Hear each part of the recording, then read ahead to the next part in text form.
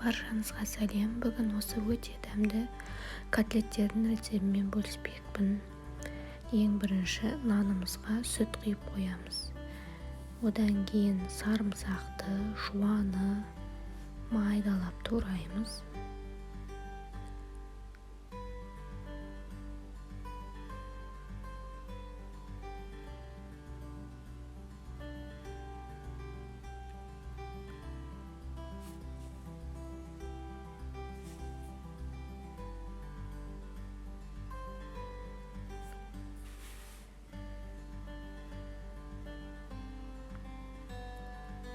Және оны фаршымызға саламыз.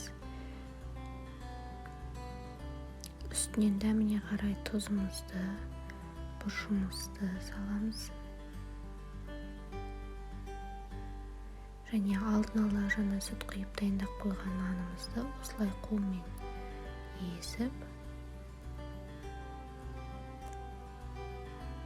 фаршымыздың үстінен саламыз. Және осыны жақсылап араластырып, шамалы ұрғыштап аламыз.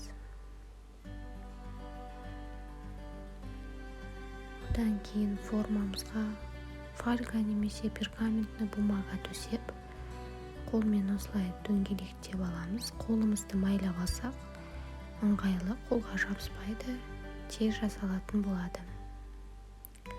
Дөңгелектеп алғаннан кейін осылай бортик жасаймыз.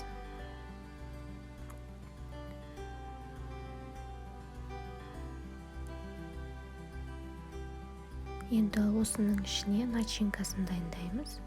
Оған 2 жұмыртқа, оның үстінен сметана қосамыз. 20% қаймақ қостым мен. Және де алдын ала дайындап күштен өткізіп қойған сырымызды қосамыз. Осы үшеуін жақсылап араластырып, фаршымызға жаңа алдын ала дайындап қойған бортиктарымыздың ішіне салып шығамыз.